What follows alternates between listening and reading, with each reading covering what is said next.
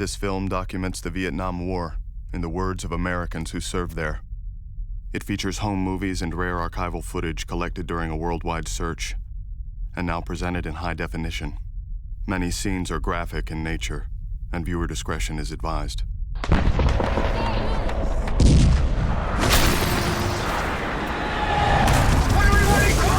I was in World War II, fella, and I served 3 years. I know what it's about. I have a son that's going to go into the Army. We fight because we must fight. If we're to live in a world where every country can shape its own destiny,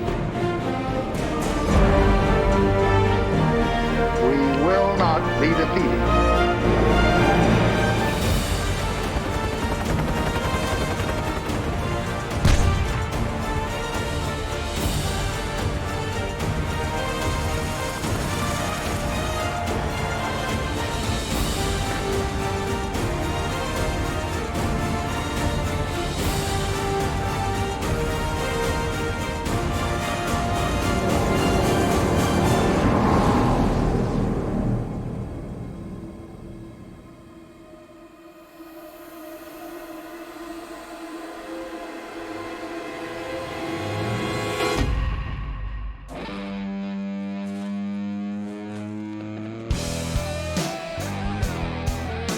In the spring of 1969, 4 years after the first ground combat troops landed in Da Nang, there are more than 500,000 U.S. troops in Vietnam.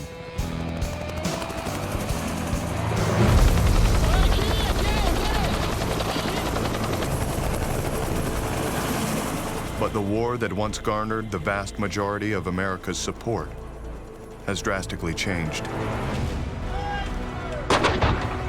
Years of growing frustration over a military strategy that focuses on enemy bodies instead of territory has caused public support to plummet.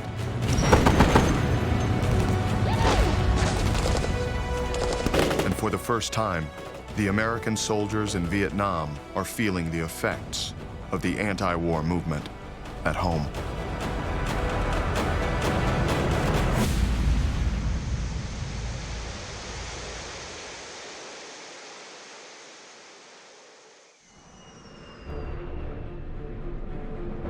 Having run on a campaign pledge of peace with honor, 6 months after taking office, President Nixon meets with South Vietnamese President Nguyen Van Thieu and announces his plan to end American involvement in Vietnam. After 5 years in which more and more Americans have been sent to Vietnam, we finally have reached the point where we can begin to bring Americans home from Vietnam.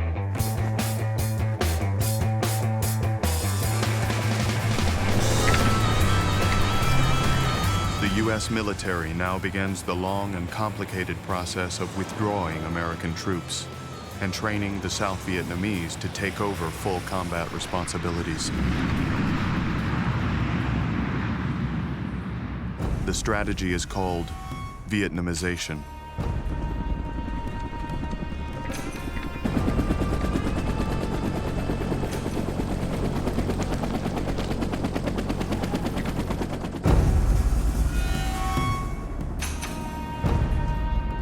Our hearts and minds aren't here.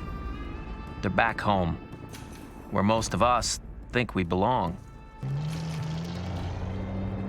24-year-old Don DeVore is an artilleryman with the 1st Infantry Division stationed at Firebase Gym, just north of Saigon. 9 months earlier, DeVore received his draft notice at the same time his wife found out she was pregnant. Last fall, when my wife told me she was pregnant and I got my draft notice, I recall being violently sick to my stomach. I mean, it was just an awful feeling. I had no desire to go into the service. I had no desire to probably have to go to Vietnam. We all really had the same mission. Let's get this over with. Let's stay safe, and let's get back home to our families. Because we all know we're trying to get the hell out of here. And none of us wants to be the last guy to die for a lost cause. Vietnam.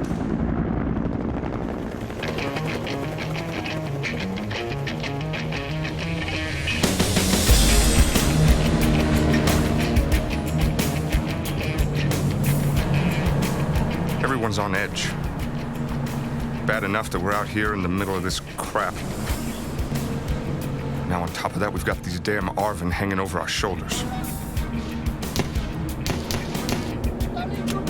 Gary Benedetti is a 24-year-old coxswain in the Brownwater Navy. As part of the Vietnamization process, he and his fellow sailors are training the South Vietnamese to operate U.S. boats and weapons in the Mekong Delta. With over 3,000 miles of twisting rivers, streams, and canals, the Delta is a watery version of the Ho Chi Minh Trail, used by enemy soldiers to move men, weapons, and supplies into the South. It's also home to over half the population of South Vietnam, an estimated 8 million people, and produces nearly 70% of the country's rice, making it one of the most highly contested areas in South Vietnam.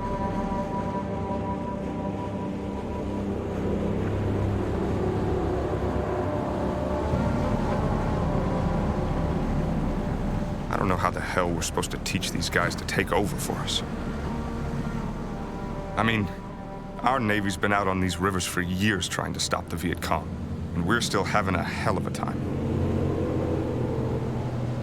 If you ask me, from my perspective, and from the perspective of a lot of guys I worked with on the rivers, it didn't seem to be that good of an idea. What it was is lack of knowledge of the boat. I mean, they're brought up in the rice paddies. They can shoot. You know, a farmer can shoot, but he can also fix a tractor. These guys didn't have tractors, they had water buffalo. So to put them on a piece of machinery. You can't do it. Especially out here, in the middle of all this.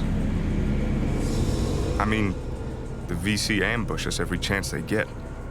When that happens, it takes everything we got just to stop them.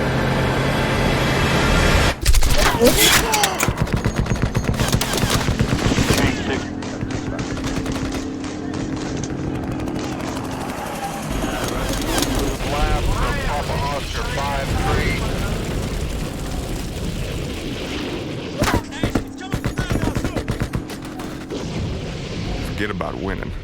It's gonna take everything they got just to survive. Hello, Daddy. This is Debbie. How are you today? When you have time, will you... Hello, Dad. This is David, and I'd just like to tell you a few things that happened. I don't have too many things to say. I like to get them. That's what makes me want to write back. Okay? See ya. Goodbye. Remember that I love you with all my heart. I miss you with all my heart. And I hope we never have to be separated again. Just hope that the war can be over. Take care. I love you. Ann Purcell's husband, Ben, has been missing in action in Vietnam for 13 months, ever since the helicopter he was riding in was shot down. Since then, she and her 5 children have had no contact with him and no information as to whether or not he is still alive. I haven't listened to Ben's tape since he went missing. It's far too painful. But he is still all I ever think about. Most mornings, it's a struggle to get out of bed. If it weren't for the children, I probably wouldn't even bother. So when the military liaison officer called and said, "May I come out?" And I said, "Sure." And so he came out and handed me a little piece of paper, and it said, "Your husband's status is being changed from missing in action to POW because a Viet Cong soldier has been captured, and on him he had all the interrogation papers of the men that were aboard the helicopter." As I run outside to tell the children, I'm suddenly overcome with the sheer, simple beauty of the day.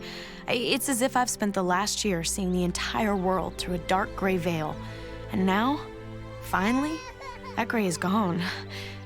Of course, I realize that none of this means Ben is still alive. A lot could have happened in the last 13 months. But still, I feel like I finally got something to hold on to. I've got hope.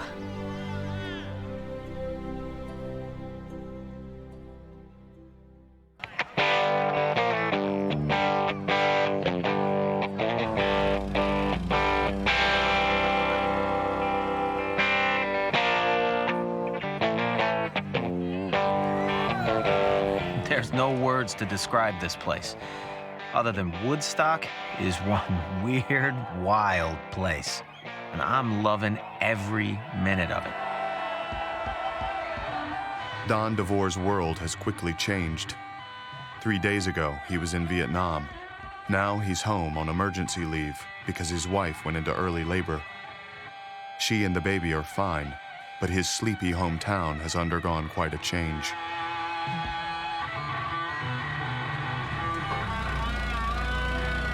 I got All the on roads Route around 17. here were like It was a parking parking lot. lot. I thought perhaps there was an accident or something, but it was just so many cars there. I couldn't believe it. I turned on the radio, and they were reporting on Woodstock.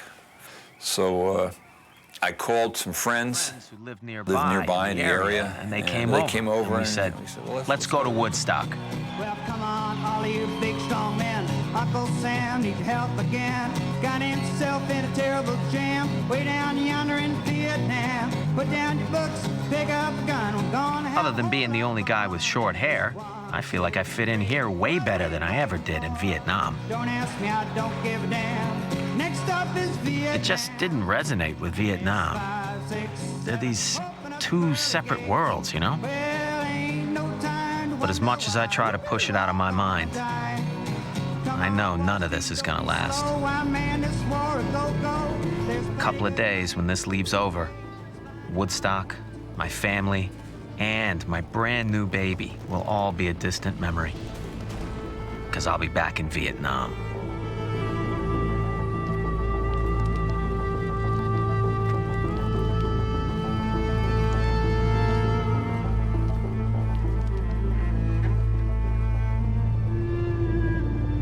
Every day here is the same as it was before I left.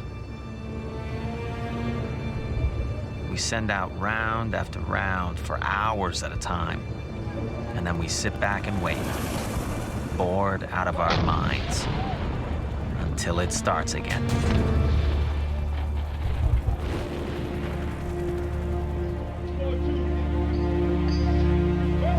After a week in the U.S., Don DeVore is back at Firebase Gym.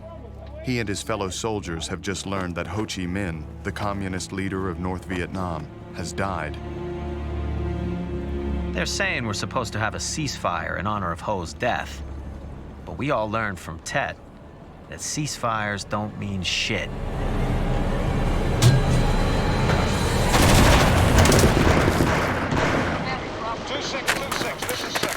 Our units in the field have been calling in for artillery support all day. I bet we've fired at least 1,000 rounds in the last few hours. Like all fire support bases, Firebase Gym provides artillery cover for American or South Vietnamese infantry units in the field. When these troops come under attack, they depend upon nearby fire bases for survival.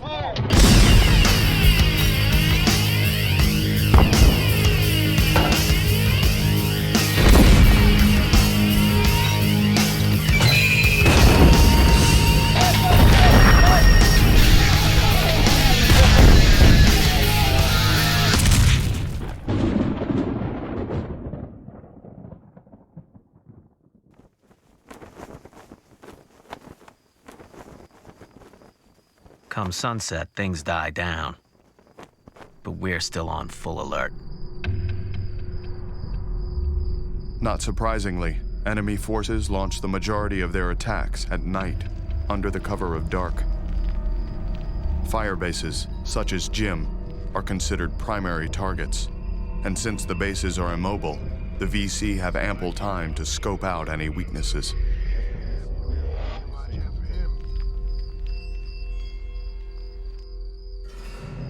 We may own the day, but the North Vietnamese, the Viet Cong, they owned the night. That was their time.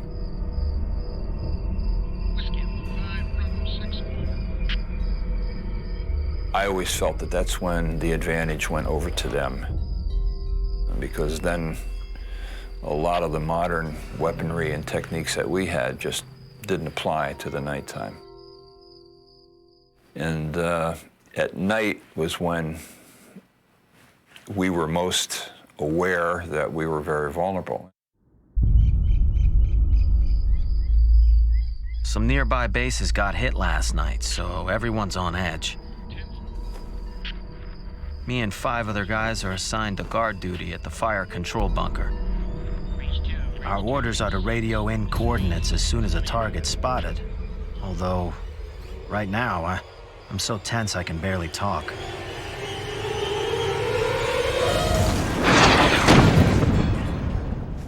All of a sudden, I hear an explosion on top of the bunker. Yeah, I wasn't sure what it was, but I could see a very nervous look on the faces of some of the others, and I heard somebody say it sounded like an RPG going off, a rocket-propelled grenade. All of a sudden, this terror just goes through everybody, you know. I heard somebody yell, "There are dinks in the wire."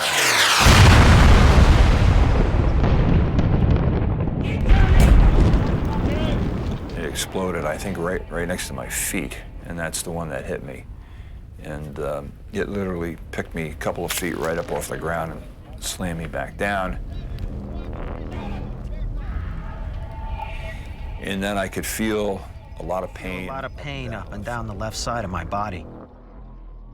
When I look over at my left arm, it's a mangled, bloody mess. It's the last thing I remember before blacking out.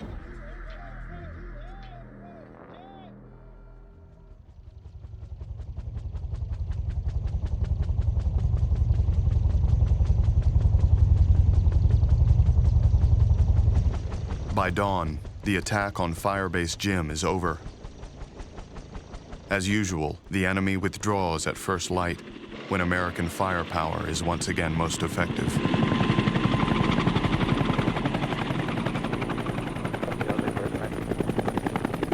When I open my eyes, a bunch of guys are cheering for me. Kind of like a football player who's been hurt on the field.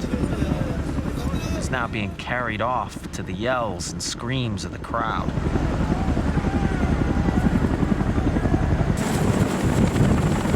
And as we lift off, a calm starts to come over me. I can see out the side door that the morning sun is starting to set in. Kind of a purplish red sky. And all I can think to myself is, I'm alive. For me, this craziness is over.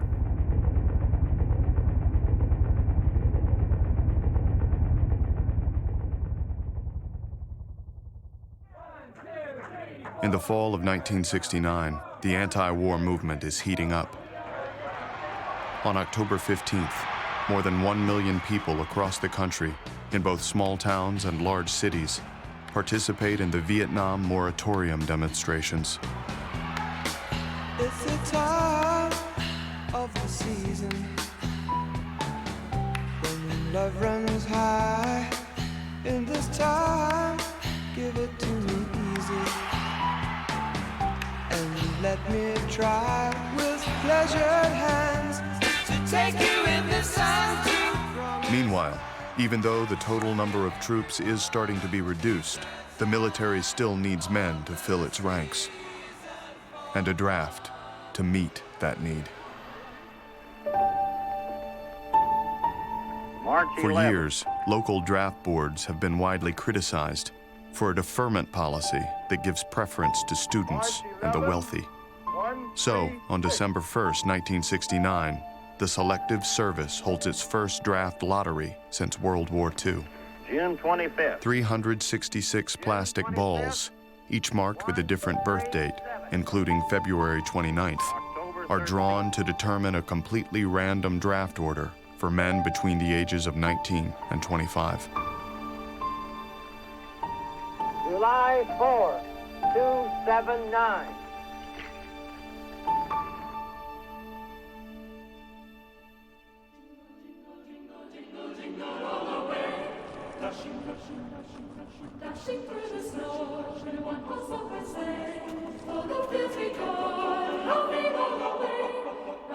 The children have been the happiest I've seen them since Ben left.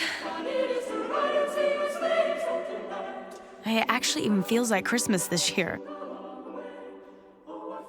Ann Purcell and her family are celebrating their first holiday since learning her husband, Ben, is among the approximately 400 known prisoners of war being held in North Vietnam.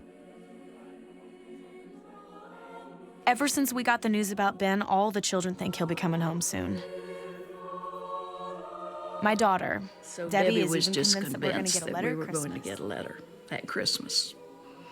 And she would go to the mailbox every day. It just broke my heart. I just wanted to cry. And I said, Debbie, you know, I hope we get mail, but I just don't want you to just be there every day and agonize over this. And I guess I agonized over it as much as she did. But she still went every day. And she was so disappointed that we didn't get one. It breaks my heart to see her so disappointed. But even more, it makes me realize that I've actually got to do something. I can't just sit back and hope anymore. I've got to do whatever it takes to make my family whole again.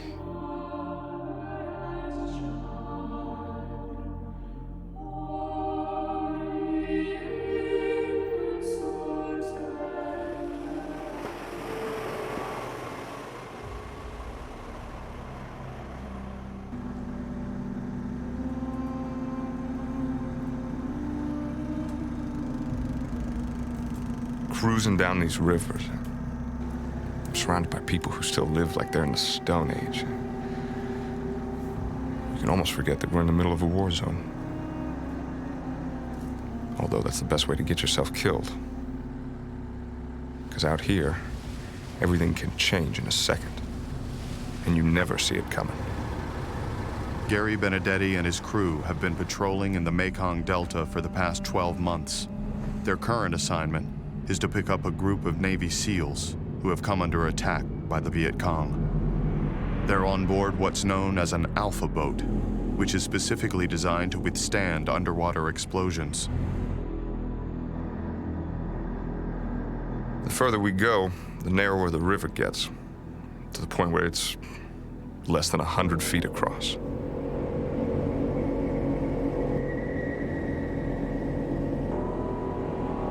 And you're looking and expecting to get shot at any time. Shot at any time, and you can't see anything because all you can see is jungle. You can't see beyond the jungle because it's really thick. So you're kind of going down there, and you're wondering well, what happens. Happening. You're expecting it at any time.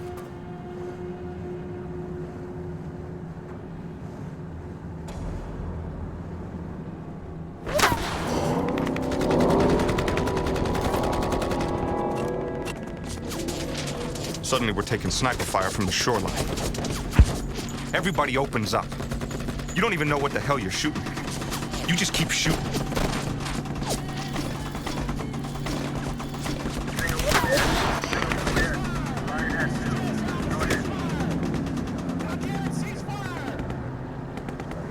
Over the radio, I hear the commander screaming, "Cease fire! Cease fire! This is Jester Alpha! Cease fire!"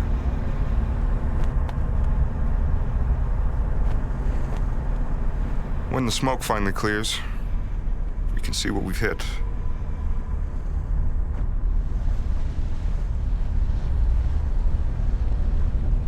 It's a little village full of people, all dead. I can feel my blood start to boil. Because, the VC, they do this on purpose. They hide behind these people, and then they fire on us. Because they know we'll fire back. It's their way of making sure the civilians don't trust us. In a few more weeks, I'll be going home. When I do, I sure as hell hope the South Vietnamese can pick up the slack. Because judging from how these VC treat these people, God help them if they can't.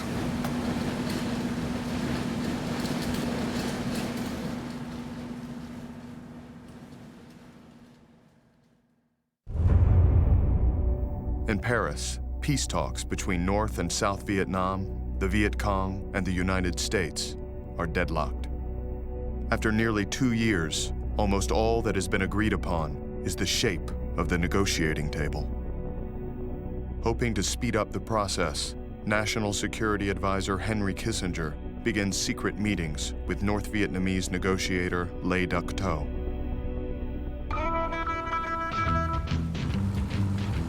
Meanwhile, Nixon's Vietnamization program is being slowly but steadily implemented. Throughout the country, U.S. troops are handing over equipment, bases, and years of military knowledge to the South Vietnamese. It's going to be a shambles. There are good ARPANs, don't get me wrong, there are some really crack outfits, but the rest of them, I don't want any part of it. It's going to be bad. Can't get the support now. What's it going to be like when there's less and less of us? As it becomes clear that America's goal is no longer full-fledged military victory, but instead an honorable exit from Vietnam, the morale of troops is affected. This stuff smells pretty strong. It is. This is really nice stuff over here.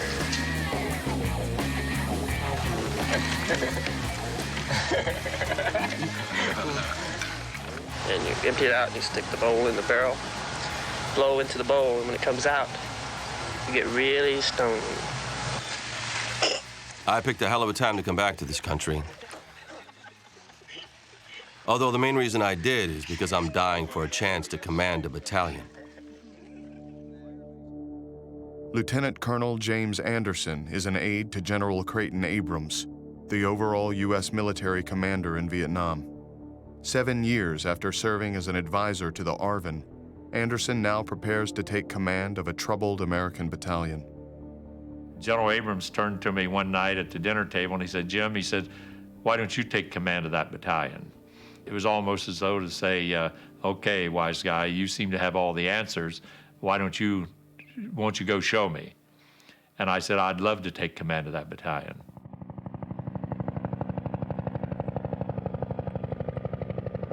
Anderson will soon discover just how important unifying his men is. The door to battalion headquarters opens, and in walk a bunch of generals. They swear me to secrecy and get right to the point. How long before you can be prepared to make a combat assault into Cambodia? And I said, "Are we talking about in terms of hours, days, weeks, months?" And they said, "We're talking about hours." For years, the North Vietnamese have used neighboring Cambodia as a refuge. Much of the Ho Chi Minh Trail runs through the country, and large stores of enemy weapons and supplies are hidden along the border. But since the start of hostilities, U.S. policy has prohibited its ground troops from entering the country for risk of widening the war. In early 1970, however, President Nixon sees a window of opportunity when the Cambodian leader Norodom Sihanouk is ousted by the pro-American general Lon Nol.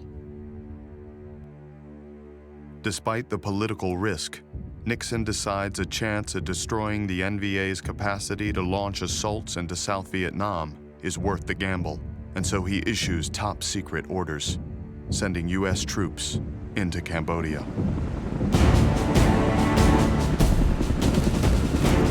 It's like a shot of adrenaline, straight into my vein. Within hours, hundreds of soldiers are assembling. Massive amounts of ammo and supplies are being flown in and distributed.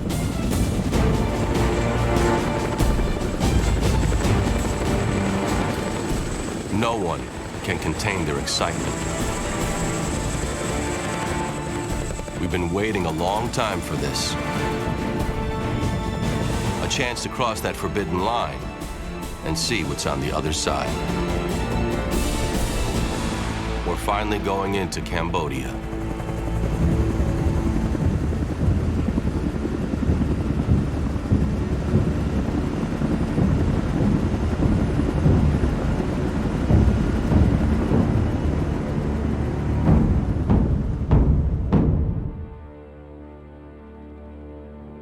I haven't slept in almost 24 hours. and yet I feel more awake now than I ever have in my life. Lieutenant Colonel James Anderson is leading his battalion from the 1st Air Cavalry into Cambodia. Ahead of them stretch waves of tactical fighters and B-52 bombers, while below race mile-long columns of mechanized infantry and armor. Altogether, 30,000 U.S. troops are poised for action. Their mission is twofold. First, decimate enemy sanctuaries and disrupt NVA supply lines along the Ho Chi Minh Trail.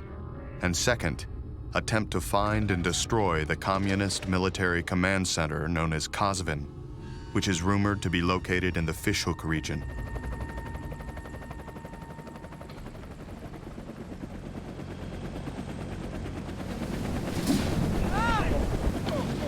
As soon as we hit the ground and get organized, we move out. I don't intend to waste any time finding what the enemy has been hiding.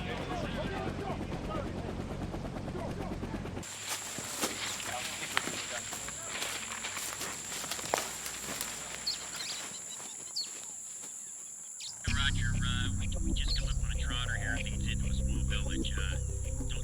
Don't seem like there's any movement in there. It doesn't take long. Within 2 hours, we come across a massive enemy training and supply dump. Start coming this way. Up.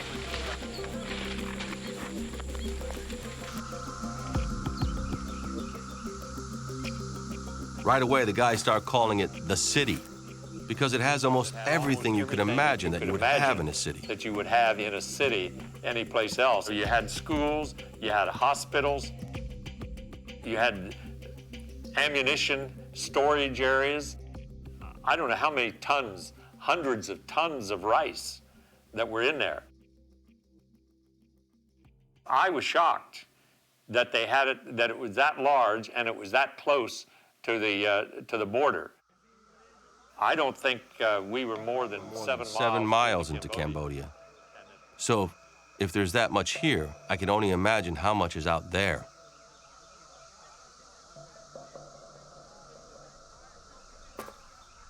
There's so many supplies, it'll take months to destroy it all. And the last thing I want to do is get so hung up with this that we fail our primary objective. So I ordered 2 of my rifle companies to stay back at the city and oversee its destruction, while I take the other 3 companies and head out to find the NVA headquarters.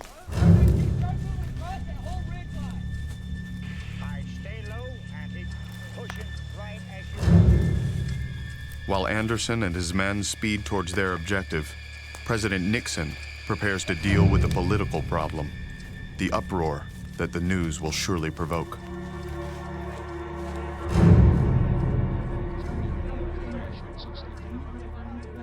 He decides to take the offensive so he can frame the issue before others do. Tonight, American and South Vietnamese units will attack the headquarters for the entire communist military operation in South Vietnam. This is not an invasion of Cambodia. The areas in which these attacks will be launched are completely occupied and controlled by North Vietnamese forces. We take this action not for the purpose of expanding the war into Cambodia, but for the purpose of ending the war in Vietnam and winning the just peace we all desire.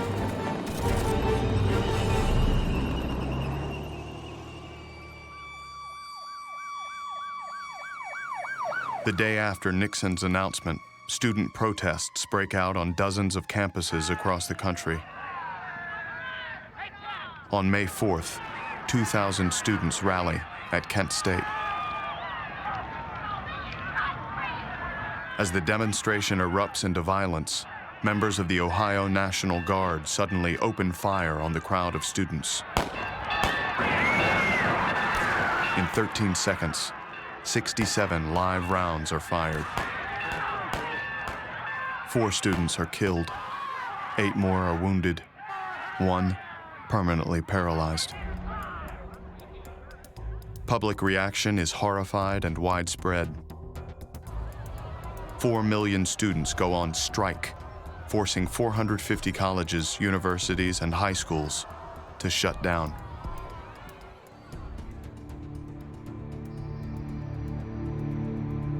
Ever since I came back from Vietnam, I've been trying to push this war out of my mind. But seeing this makes me realize I can't keep quiet anymore. 2 years earlier, Barry Romo returned home from Vietnam with the body of his nephew, Robert, who was killed in action after the Tet Offensive. I can't lie to myself anymore because this war isn't ending. So I grab a buddy of mine who served with me over there, and we put on our fatigues that we had worn in Vietnam, and we still had them, and they still fit. And we went to the anti-draft rally. And as I'm looking around at all those faces of those kids, all the frustration and the anger and the loss that I've been feeling boils up inside of me. I don't care what the hell anyone thinks or what anyone says. This has got to end. This has got to end now.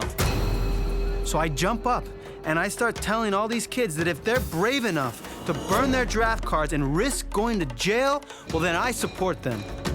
Because I've had enough fighting, enough killing, and enough of this war. It felt liberating. I felt like someone had taken 10,000 tons off my shoulder. I no longer was bearing the burden of Richard Nixon and Lyndon Johnson's sins. That I was taking a good stand and a manly stand and a human stand and a purposeful stand.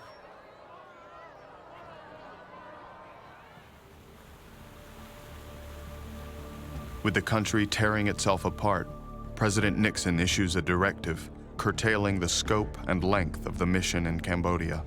He pledges that U.S. forces will advance no further than 19 miles into the country and sets June 30th as the date all American troops will return to South Vietnam. According to our intelligence, we're less than 3 miles from the North Vietnamese headquarters, meaning we'll be there before nightfall.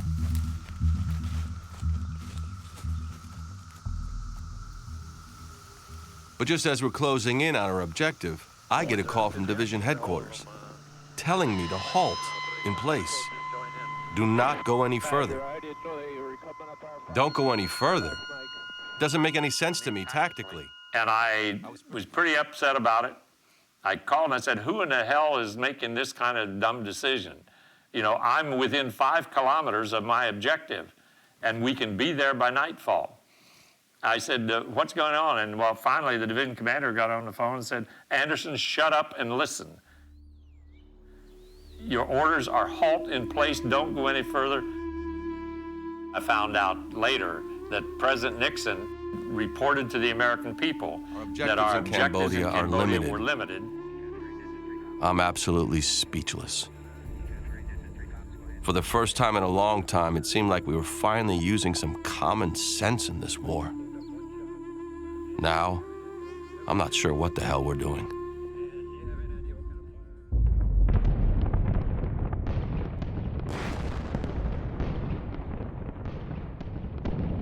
The only thing more frustrating than knowing the enemy's withdrawn beyond our reach again is knowing that our time in Cambodia is up. So there's absolutely no chance we'll accomplish anything else here. At the end of June 1970, after 8 weeks of operations, the 30,000 U.S. ground troops prepare to leave Cambodia. Although the 19-mile restriction prevented U.S. forces from locating the NVA headquarters, they did confiscate or destroy 20,000 enemy weapons, over 7,000 tons of rice, and nearly 2,000 tons of ammunition, the largest enemy supply cache destroyed to date. But for soldiers such as James Anderson, the moment is bittersweet. What really gets to me is how much time it must have taken the enemy to accumulate all these weapons and ammo. And the fact that they were making this effort to bring all of this stuff down. I mean, this was they were preparing for a major invasion into South Vietnam. And it was just clear as could be. As could be, right here. Right there. There's so much rice and food stuff. We can't haul it all away or even burn it. I guarantee you, the NVA will rebuild their supplies, and the second we're out of Vietnam, they'll launch their major invasion. We may have bought a little time, but I'm afraid that's all we've done.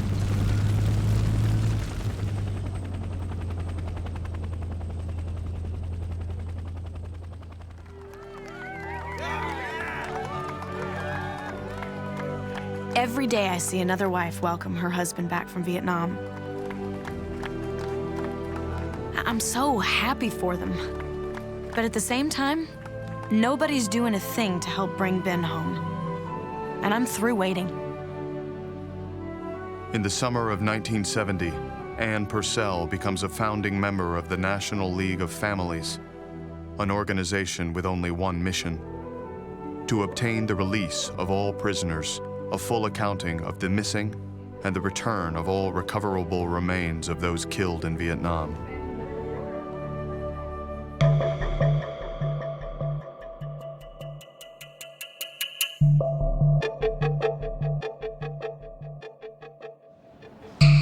We set up bamboo cages so people can see what our men are held in, and organize petitions and letter campaigns. By doing all these things, it helps to get the word out about our POWs, especially to people that were not directly involved in the war. It made people realize that there is a human being that's out there that we need to think about and pray about, that's been fighting for our freedom. But as 1970 slips into 1971, peace talks continue to stall, while America's withdrawal from Vietnam accelerates. Over the past 10 years, presidents of the United States have come before the American people in times of crisis to talk about war, the threat of war. Today, I am able to talk to you in a more hopeful and positive vein about how we are moving this nation and the world toward a lasting peace. We have kept our commitments as we have taken out our troops. South Vietnam now has an excellent opportunity not only to survive, but to build a strong, free society. We are at a critical moment in history. What America does or fails to do will determine whether peace and freedom can be won in the coming generation. That is why the way in which we end this conflict is so crucial to our efforts to build a lasting peace in coming decades. The right way out of Vietnam is crucial to our changing role in the world.